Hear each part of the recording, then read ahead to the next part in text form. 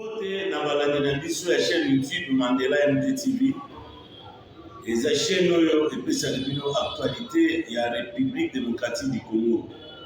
Boyebake touti wapi tokomi wapi tozokende mpe wapi. Yango nde lelo na ye po tosolola na bino bandeko na ngai. Bisika bozwami na libanda ya mboka na Asie, na Amérique, na Europe, na Afrika. Toye lelo tosolola toyeba makambo nini ezoleka na République démocratique du Congo. Bisika bozali na pesi bino bakote ebele. Eza oyo ya bino ndeko na bino Président Mandela ya Parlement de Dr Etienne Tshisekedi. Oyo ezwami na Kabamba bokasa référence. Lelo tokolobela bapoint ya botelemisi ya Parlement de. Na deuxième point tokolobela oyo etali atelier basise to basise oyo esalemi na niveau ya Congo central ya IDPS par Tshisekedi. Na troisième point tokodevelope makambo ya guerre ya Est. Bandeko na ngai bakongolais de partout bisika bozwami ya liboso tobandi na dossier ya botelemisi ya Parlement debout ya IDPS par Tshisekedi. Parce que toyoki bato ebele bazointerprete yango na ndenge na bango. Mais eza problème ya kozanga information. Parce que nayoki bato ebele même libanda mboka, même na kati ya mboka baza kodéranger Président Mandela. Oza na basi munene, mais ndenge nini yo bandi silence boye. Eza problème teke babomi Parlement debout. Et nazo assuré bino que Parlement debout IDPS par Tshisekedi ekotikala kokufa te. Mais batelemisi yango pour un temps. Bomonaki le Covid-19 yaki na mboka. Mwana mboka, le chef de l'État Fachi Beton apesaka meeting alobaki pas plus de 20 personnes pour protéger biso ba peuple congolais. Même biso na ba Parlement de na biso tozali kozanga na lisusu pour kotosa maloba ya mokonzi ya mboka. Mais décision oyo baye kozwa na ministre intérieur eza pe ministre intérieur aselio te, eza pe secrétaire général Augustin Kabuya te, parce que toyoki bato ebele bazolinga bainterpréter décision wana selon bango. Aselio aza mwana auti na IDPS. Lelo akomi ministre na service ya peuple congolais. Mais Aselio aza mwana auti na IDPS. Nandimi te ke Monsieur Aselio lelo akoya kwa ma IDPS. Lelo nandimi te ke Augustin Kabuya lelo akoya po aboma ba Parlement debout pour na combattre pour eza cher parti na biso IDPS te. Parce que ye moko pe secrétaire général Augustin Kabuya aza parlementaire debout. Et biso ba parlementaire debout ya IDPS tozalaka fier na Augustin Kabuya parce que lelo tolobake non lelo un parlementaire debout de l'IDPS azokamba parti présidentiel oyo ebengami na komba IDPS par Tshisekedi.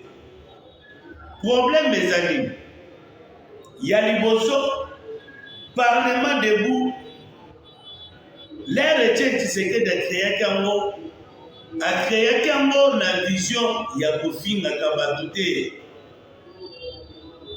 Mais est-ce que lelo biso président du Parlement debout oyo toza kosala na kati ya Parlement na biso, est-ce que yango nde ezalaki idéologie ya Etienne Tshisekedi wa Mulumba? Na ndimi te.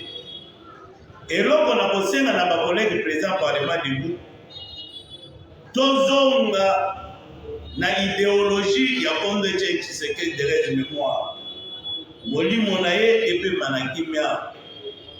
Lelo Parlement debout jour pour jour ezo totaliser 27 ans d'existence d'ici le 26 septembre 2022. Eza blague te. Ça veut dire phénomène parlement debout. Tout ça, même il y a des partis politiques et dans le Congo. Mais Etienne Tshisekedi Azalaka un visionnaire. A créé le parlement debout, ils ont Sika, ils ont changé d'information, ils ont ça la mobilisation de bouche à l'oreille. Balinge Bele, Babunga Ginzela, n'a pas infiltré pe, Bayaki Kokota, na Moussala Oyo, il y a parlement debout. Mais Dieu merci, Bakangi ba parlement debout pour la liberté. Batélémisi pour un temps. Avec le temps, le parlement debout et Bozon. Kaka Nenge Tozalaka na COVID-19, chef de l'État ne dit pas plus de 20 personnes, Toto Saki parlement debout d'ailleurs au côté. Nenge Mongope na lelo, ministre intérieur a lobby clair. Na moment où Tozo traversé, Totélémisi na Toboyi na réunion politique, et ça les mains, na babalabala. A préciser bien. Et secrétaire général Otisen Kabouya aye na ye koreye kaka message we uti na bakonzi ya mboka biso nde bakolo pouvoir soki lelo biso toboyi kotosa décision wana banani baboya kotosa décision wana et balobi bien babomi baparlement debout mpo na liberté batelemisi yango vi moment tozotraverse na mboka vi problème sécuritaire présent dans le monde. Nous sommes obligés à voter ça. Alors, et là, votre président, tout changer mon comportement dans le Parlement debout, et c'est ce qu'il y a ma sanoté. Parce que Tien Tshisekedi a créé un phénomène Parlement debout avec objectif. Mais est-ce qu'il y a moins de bisous à président Parlement debout pour ça de la debout? Dans vos pays, c'est exemple, au moment où nous avons un ministre, au moment où nous avons un président parlement de vous avez 200 $. Allez, vous bêtez la ministre, vous avez vous bêtez Djabo. Président parlement de vous moi quelque chose à y abandi pour n'importe quoi. Namakamboyo, Azana Mopesi, Azana Bapré de Namote. Yamondete Etienne Tshisekedi a créé un parlement debout. Boyebi Kedit na biso IDPS et Zalaki Bitumba pour na kotelemela bantivaleur nyonso bazana kati ya mboka na biso. To changer et ça na biso ya musala. Tozonga na idéologie ya Etienne Tshisekedi ya Mulumba. Tozonga na idée de créer un parlement debout. J'espère que vous allez mal mingi. Et j'espère que la mingité va poser un message. Il y a que non, tous ont des activités dans le biso. Il y a un monde, dans l'occasion, le secrétaire général à lobby, il faut biso nyon surtout dans la série de base. Et ça m'a pété, et ça statutaire. Statut na biso lobby, chaque membre a une pèse, il faut ça la série de base na ye. Et ça m'a pété, il faut biso nyon surtout dans la série de base. Il faut toter sa partie na biso et que les riboso. Tozongela makambo ya kalate. Botere misi ya parlement debout, et ça makambo etali ministre à sécurité et intérieur. Botere misi ya parlement debout, et ça makambo etali secrétaire général Otisen Kabouya te. Parce que toyoki bato susu bazo interpréter mon ndenge ya mabe. Mais eza ordre mibeko ya mboka na ekwe. Nous sommes obligés biso nyonso koto ça. Parce que biso moko il faut tous à la modèle. C'est un peu ça bandeko na ngai. Parce que tomoni bato susu ba ça la diabolisation na modèle bisi ya ba parlement debout. Et l'autre chose ça là c'est parce que bazana ba information té.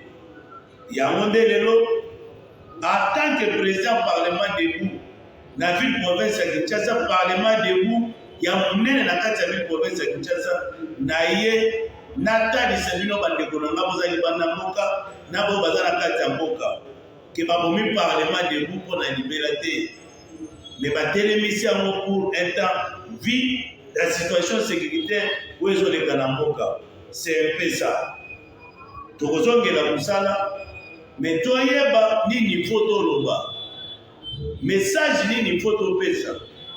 Comment expliquer okomona moto azobibenga président ya parlement de UDPS azwi mpe drapeau ya UDPS atie, mais motu wana azotelemela chef de l'État, motu wana azotelemela famille politique ya chef de l'État na komba UDPS ba Tshisekedi.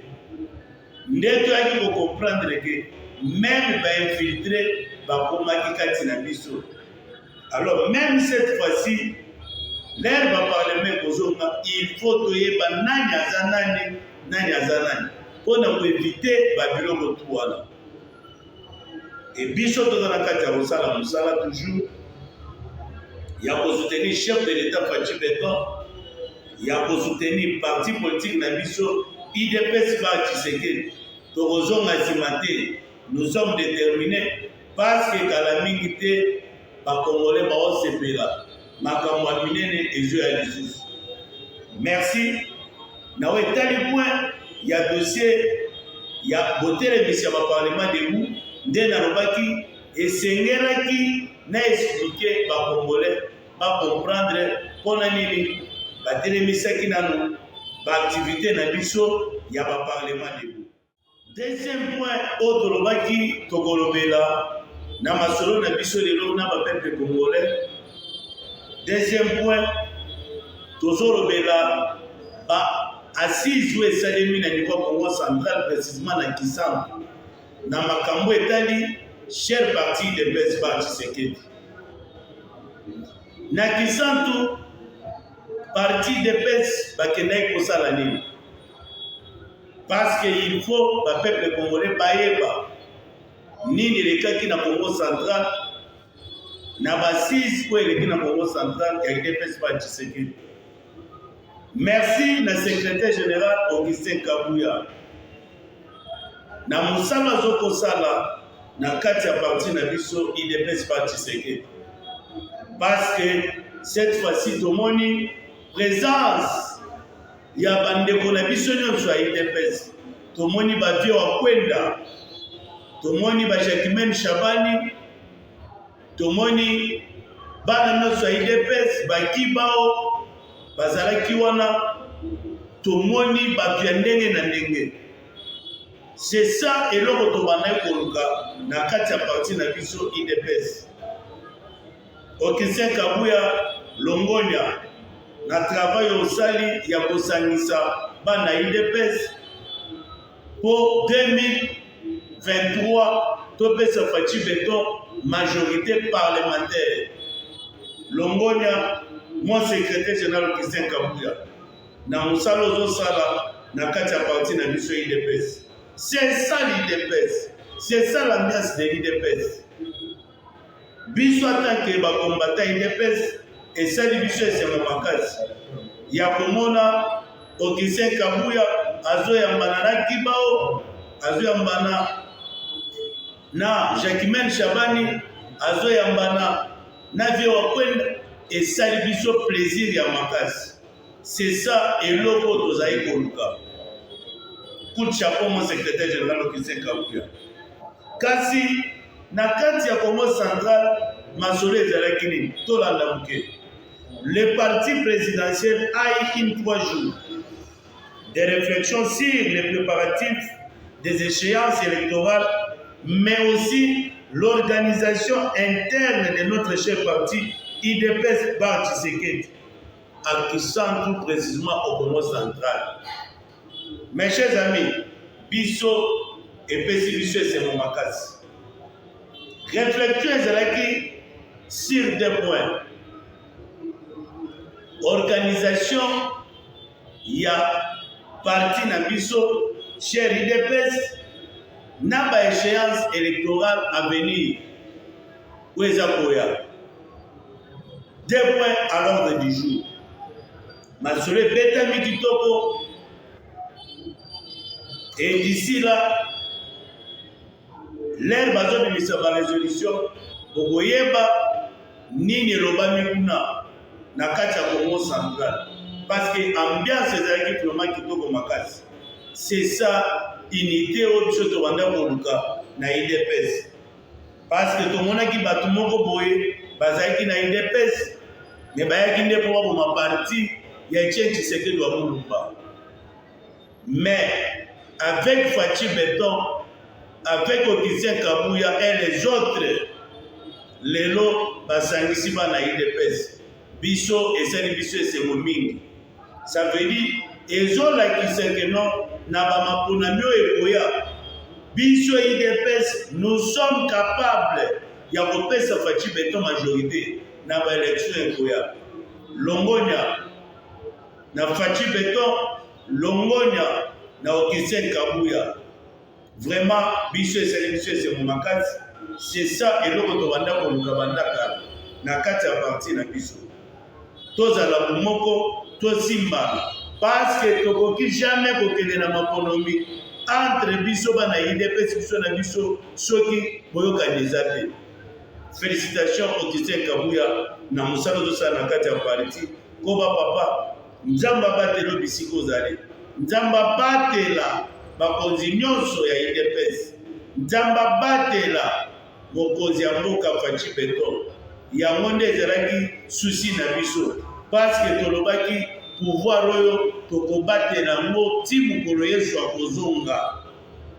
Yango nde biso toza na esengo makasi. Yango nde lelo rencontre ya kisante bao nyonso bazali kotembela na kombo ya bato bakadre ya UDPS na minute oyo bakwei kao. UDPS eza moko, eza héritage oko nde Etienne Tshisekedi atikela biso. Pouvoir oyo ifo tobatela lelo toza na Fachi na pouvoir. Soki Fachi asali bamandani ya silisi atikeli Augustin Kabuya, Augustin Kabuya asali bamandani ya silisi atikeli Jacquemaine Shabani, Jacquemaine Shabani asilisi atikeli Kibao, Kibao asilisi atikeli Vieux Wakwenda. Ça veut dire Vieux Wakwenda asilisi ngai pe président Mandela na ye nazwi nakamba pe mboka. Yango nde tolobi pouvoir oyo tokobatela ngo ti mokolo Yesu akozonga na mboka oyo. Yango nde mes chers amis tozala bomoko tosimbana tolobaka ke na hymne du parti na biso UDPS tolobaka ke notre parti de la majorité. Ça veut dire tokotika pouvoir lelo na lobi te parce que toza majorité na parti na biso. Il faut te démontrer de quoi nous sommes capables. Et makambo ya minene ezosala mo Fachi azosala bato baokama parce que likolo tozaka na système ya bainauguration na bainauguration. Na minute oyo bato babatami baopposant fabriqué babatami Fachi aza na kati ya kotravaye ekomika lelo balamuki na tongo Fachi aka inaugure eloko boye, ainaugure nzela boye, ainaugure maison ya baofficier militaire, ainaugure bapombo. Ça veut dire mosala ezosalema. Nayebi ke avant tokoma 2023 ebele bakoparle en langue, ebele bakochange langage. Fachi aza na kati ya kotravaye. Tosala chef de l'État confiance et merci mingi na parti na biso UDPS na bakonzi na biso nyonso ya UDPS, en commençant par le secrétaire général Augustin Kabuya, Longonya mon secrétaire général na travail tosala na kati ya UDPS. Merci vraiment mon secrétaire général Koba nzamba batela biso, nzamba bomba biso, asala biso ya minene parce que ezozela biso liboso eza makambo ya kitoko makasi. Peuple congolais pour vendre des clients, bon ça la Fachi Beton confiance. Makambo minene. Kona ngai tokoti na mama na likambo. O tozo benga agression ya Rwanda na République démocratique du Congo. Guerre de l'Est ya RDC. Fachi Beton asimbisi Paul Kagame touche. Kagame abimwa na muke. Kagame azalaki kowanga na bandeko na ngai ke no ya soutenaka ba M23 te. Mais tala Fachi ndabimisi Kagame muke, mwana muke. Bandeko na ngai de partout bozali, il faut tofuka makato sambelaka mpona mokonzi ya mboka. Komba o Fachi ya bandi eza black te bandeko na ngai. Mais avant Félix Tshisekedi abima président de la République, prophétie bimaka na Ghana balobaka clair okobima président de la République, mais même entourage na yo bakobundisa yo, mais bakolonga yo te parce que simami na loboko ya Nzambe. Yango nde toyebisaka bino bandeko na ngai, pouvoir oyo biso tozwi eza pouvoir euti na maboko ya motu te, mais pouvoir na biso idps euti na maboko ya Nzambe. Soki Yesu te, mais lelo Félix Tshisekedi aza te. Bobosana lisolo Antonov Septande, bobosana makambo Kabila na bato ne bazali kosala complot contre Félix Tshisekedi. Ah, akosala 6 mois te, mais Nzambe azali kobatela. Entourage ya chef de l'État ebimaka na prophétie, bakobundisa me bakolonga te. Lelo bozomona conseiller en matière de sécurité François Bé nzokande azali kosala complot pour bakoma chef de l'État. Dieu merci, balobi révélé et condamné, mais lelo Félix Tshisekedi aza mbi bandeko na ngai tosambelaka mingi mpona mokonzi ya mboka. Faci alobi bandeko na biso ya este il faut bakoma na kimia. Plus de 25 ans bazoboma bakongolais bana bazotikala baopene basi batikala bavere. Félix alobi ekoleka te. Félix na Angleterre devant badiaspora alobaka boye, nakolinga lisusu te moto asakana na Congo, nakolinga lisusu te moto asakana na bakongolais. C'est parce que Félix Tshisekedi azalaki déterminé. Bandeko na nga dossier ya guerre este, Kagame abimi mwana moke, Kagame abimi zoba. Yo owangani ke ozosoutenir ba M23 te. Mais voyage ya chef de l'État na Angola eza na bakongolais ya motema mabe bainterprete yango na ndenge na bango. Wake kosini accord na Paul Kagame? Non.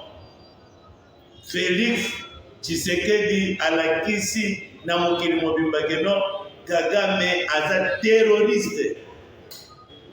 Comment yo soutenir ba M23 te? Mais aucun ko participer na masolo etali ba rebelle na Angola. Et puis au signer document. Au sein cesser le fait par rapport au quoi? Yo ozo soutenir ba rebelle. Abimi mwana muke. Félix Tshisekedi alakisi que non aza mwana politicien. Formé par les Tchèques Tshisekedi wa Mungu. Kagame aleli na mboka mboka. Mes chers amis, mais pourtant la likambo okamwe ezali. Conseil de sécurité bango bayebi makambo ezosalema na este. Comment expliquer Rwanda azobundisa azomenacer République démocratique du Congo? Besoin de prolonger embargo ya RDC. De comprendre que bino pe boza complice. Na makila ya bandeko na biso ezotanga na este. Embargo ezali ni bandeko na ngai. Ezali ti mutu azana munduki na machette na mabende na banzete. Azo ya komenacer siko bazo pekisa yo bayebisi yo ke yo za na droit ya kosimba ata munduki te, ata libende te, ata machette te, ata nzete te oza na droit kosimba te. Mais bandeko na ngai bo expliquer ngai. Oko se défendre ndenge nini?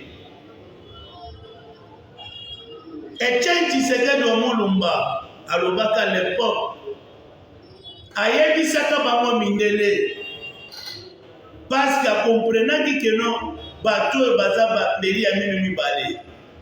De reste mémoire contre Etienne Tshisekedi woli mone pe manakimia. Etienne Tshisekedi atunaka mindele, qui nous a pris l'état de droit? Banani balakisi biso état de droit? Kaka bino mindele nde bolakisi biso état de droit. Mais lelo biso tozolinga to appliquer état de droit wana. Bokomi kote rebela biso ya makambo tozomona lelo.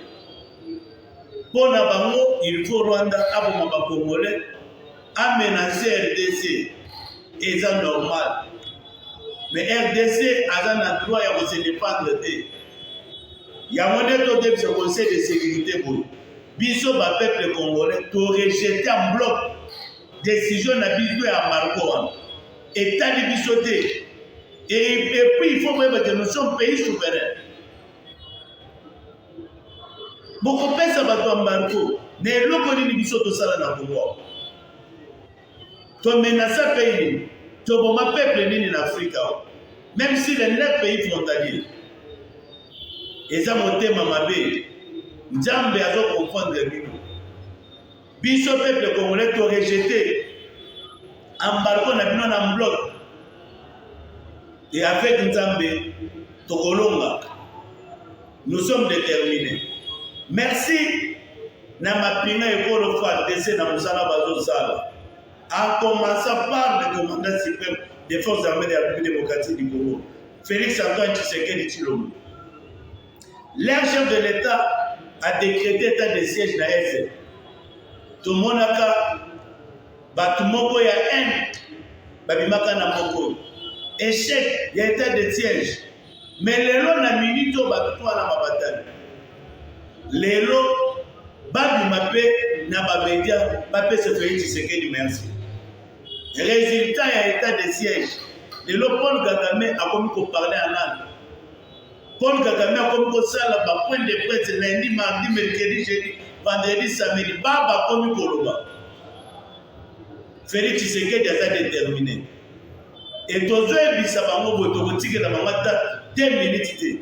Atteint 1 cm na mabele ba mongolais au Kétété. Longonya na ba FARDC mapinga ekolo na musala bazo sala na SRDC. Longonya FARDC. Bokoba biso peuple congolais toza sima na bino.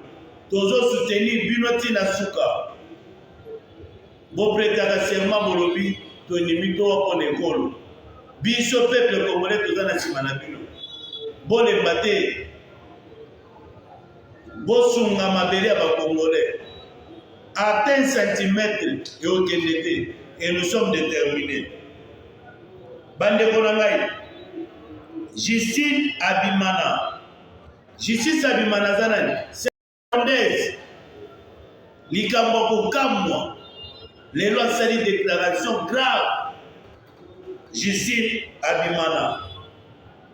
Alobini, les lois lobby, les jeunes militaires de mon pays sont tués chaque jour au Nord Kivu, au Congo, à cause de l'intérêt d'une seule personne, Paul Kagame.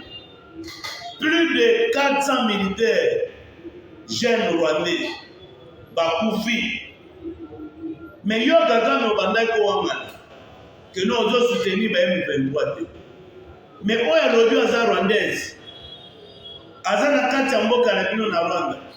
Alors plus de 400 jeunes militaires rwandais, babomi bango. Même ndeko na ye ya rwandaise azana Katia ba militaire rwanda akupi. Abombi akokite alobi fois biblisa. Félix Tshisekedi aza Joseph Kabila te. Et nous quoi il faut boyer yango wana. Et biso toza déterminé.